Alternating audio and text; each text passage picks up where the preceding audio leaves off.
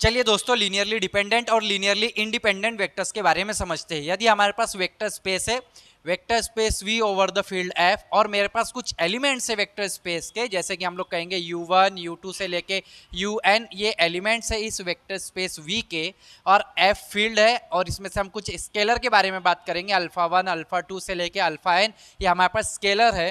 तो अल्फा और ये वेक्टर्स का हम एक लीनियर कॉम्बिनेशन तैयार करेंगे, जिसे हम लोग alpha 1 U1 plus alpha 2 U2 plus alpha 3 U3 plus plus plus आपका चला जाएगा dot dot alpha n UN।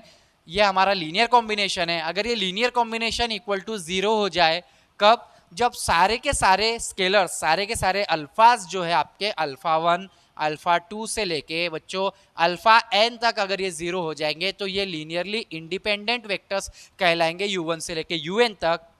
और यदि हम लोग बात करें कि इसमें से अगर एट लीस्ट, कम से कम अगर एक भी अल्फा नॉन जीरो रहा, नॉन जीरो हो गया, तो ये लीनियरली डिपेंडेंट कहलाता है, लीनियरली डिपेंडेंट की कंडीशन कहलाती है। सारे के सारे नॉन जीरो अगर रहे तो भी लीनियरली डिपेंडेंट, उसमें से कुछ नॉन जीरो रहे तो भी LD हो जाएगा, और अगर कम से कम एक तो भी नॉन जीरो निकल गया, पूरे अगर जीरो रहे तो LI, कम से कम एक तो भी जीरो निकल गया, नॉन जीरो निकल गया, तो इसे हम लोग LD कहेंगे।